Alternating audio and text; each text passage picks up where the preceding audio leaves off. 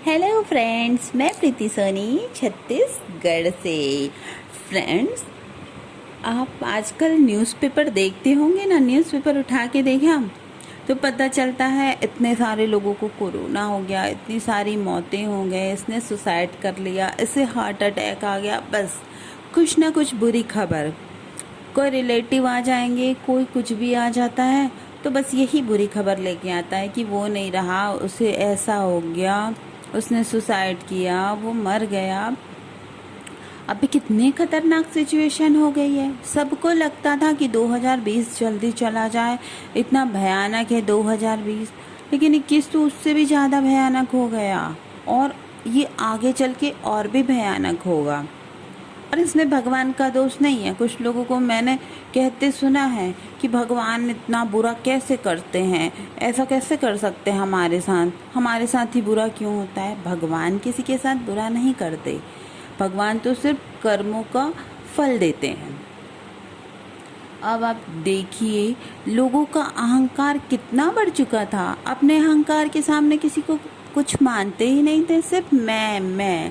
न भगवान को माना, न प्रकृति को माना, यहाँ तक कि अब भोले भाले सीधे साधे इंसानों पे भी अत्याचार शुरू कर दिए। जीव जंतु, पशु पक्षी, प्रकृति, कुछ भी नहीं बाकी थे अधर्म से।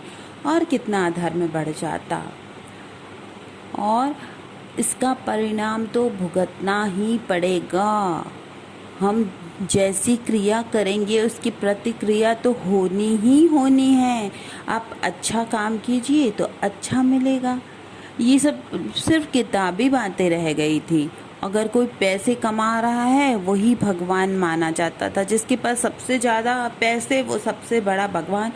इससे फ़र्क नहीं पड़ता था लोगों को कि उसने कैसे पैसे कमाए हैं, कैसे वो ऐसा बना हुआ है।